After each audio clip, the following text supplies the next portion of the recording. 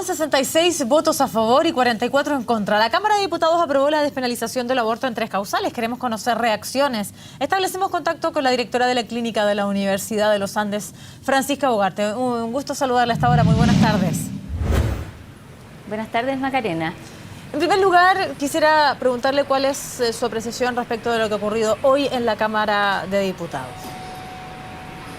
Bueno, para nosotros esto es una decisión muy lamentable de parte de la Cámara de Diputados y tenemos la esperanza que en el Senado esta medida se revierta porque nosotros, nuestra institución, claramente somos partidarios de abordar este tema desde otro punto de vista. Y creemos que realmente el tema del aborto por las 3 causales no se justifican en nuestro país y que debiéramos abordar otras medidas para enfrentarlo. Desde ese punto de vista quisiera llevarla de inmediato al llamado objeción de conciencia. La propia ministra ha señalado que la objeción de conciencia es individual y no de la institución. Bueno, ¿qué va a ocurrir en la Clínica de la Universidad de los Andes cuando se vean enfrentados a una situación como esta de transformarse en ley, por supuesto, este proyecto? Bueno, la misión y visión de nuestra clínica claramente establece esta, ¿no es cierto?, postura de respeto a la vida desde el inicio y por lo tanto desde la concepción. Los médicos que trabajan en nuestra clínica, cuando son seleccionados también se les ha preguntado su opinión al respecto y ellos adscriben a esta objeción de conciencia y evidentemente que si la ley lo establece nosotros tendremos que verificar y que nuestros mismos profesionales, porque no solo son los médicos, sino que también debiera la objeción de conciencia extenderse, ¿no es cierto?, a enfermeras, arsenaleras, anestesistas y todos aquellos que están involucrados en lo que es la realización de un aborto.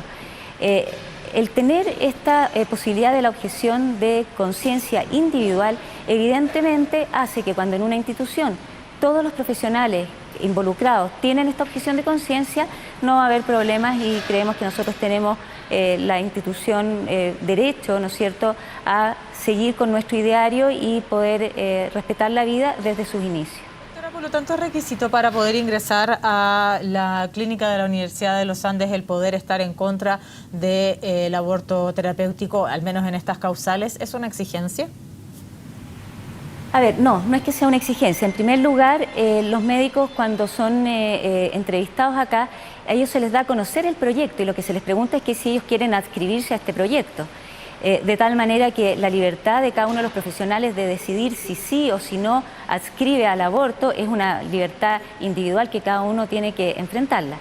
Nosotros como institución, evidentemente, pedimos que nuestros médicos, para que podamos cumplir nuestro ideario, estén adscritos a esta objeción de conciencia en este tema del aborto. Y será de decisión del profesional si se adscribe o no a nuestra institución. ¿Qué pasa cuando en este caso hay una situación que puede ser de alguna manera en las pocas semanas que se dispone para poder practicar un aborto terapéutico o un aborto en las causales que dispone el proyecto de ley? Puede haber un tiempo, pero ¿qué pasa cuando la situación es urgente? Hay una urgencia como pudiera ser el peligro de riesgo de vida de la madre. ¿Qué haría en este caso uno de los facultativos de la institución a la cual usted pertenece ante esta eventualidad? Bueno, lo que corresponde para cualquier médico es proteger y salvar la vida, es un tratamiento. Cuando las condiciones, y de hecho en Chile eso actualmente está vigente, cuando hay una causa, ¿no es cierto?, en la cual corre peligro la vida de la madre, que hay una enfermedad que hay que tratar y en forma secundaria ese tratamiento hace que haya una pérdida del embarazo, no hay ningún problema y eso sí se hace. De tal manera, y eso se hace hoy en día no solo en esta clínica, sino que en todas las clínicas. De tal manera que esto se habló mucho antes de que se firmara el proyecto, porque realmente era una causal que hoy en día, de acuerdo a la Lex Artis, no debiera estar, no se considera un aborto, es un efecto secundario a un tratamiento para salvar la vida de la madre. Tanto, bueno, y desde ese punto de vista, si es que de alguna manera en Chile ya se realiza el salvar a la vida de la madre cuando corre peligro, en el caso del embarazo, ¿cuál es el problema en este caso, despenalizarlo? Es que el tema de la despenalización del aborto es distinto a... la despenalización del aborto implica que se autorizan algunas causas para terminar con una vida. Eso, a nuestro juicio, no es aceptable. Lo que a nosotros nos parece, y eso es lo que nosotros decimos, es que lo que corresponde es que nosotros a esas madres que están en una situación vulnerable se les acompañe, se les trate con apoyo psicológico, etcétera.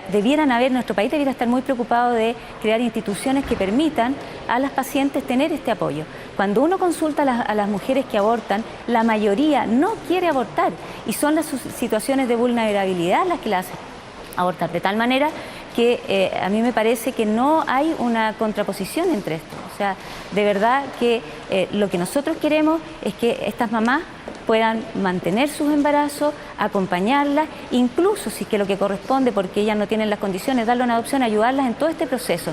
Nosotros en la clínica tenemos justamente una atención multidisciplinaria de los embarazos de alto riesgo, cuando hay malformaciones, cuando hay una patología que es incompatible con la vida, de tal manera que nosotros, ¿qué es lo que esperamos? Acompañar a estas madres durante su embarazo para que se resuelva de la mejor manera y apoyándolas siempre desde un punto de vista humano, psicológico, etcétera.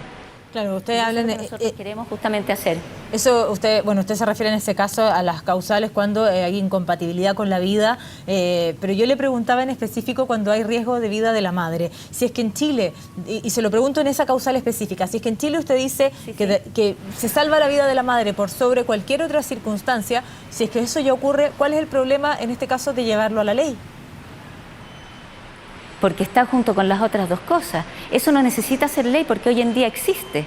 Lo que están llevando a la ley fundamentalmente son las otras dos causales, la causal de violación y enfermedad incompatible con la vida. Eso es lo que estamos, y que nosotros efectivamente no estamos de acuerdo con ese punto.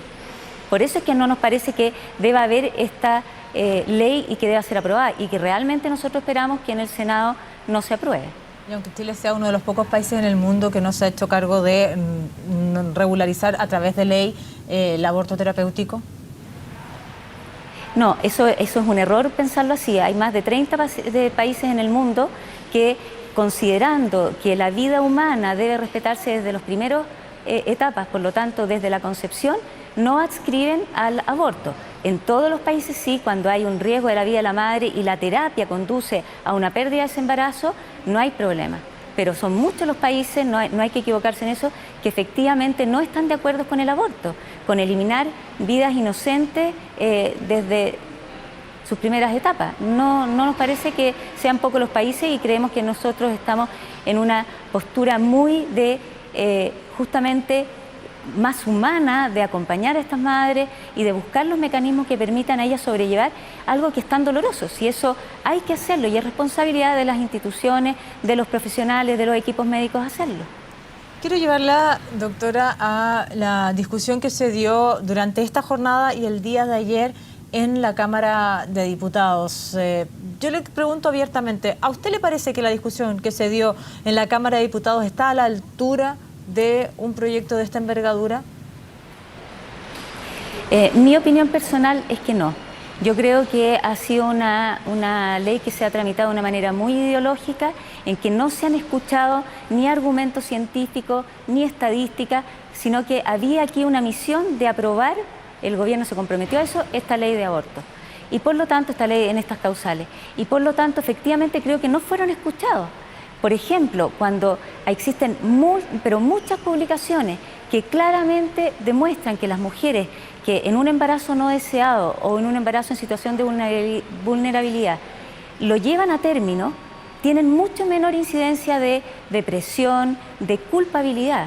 Y eso las persigue a muchas mujeres por toda la vida, de tal manera que se minimiza el tener un aborto, el hacerse un aborto no traiga consecuencias. Puede traer consecuencias en muchas áreas y las más importantes son justamente las áreas de la parte de la salud mental.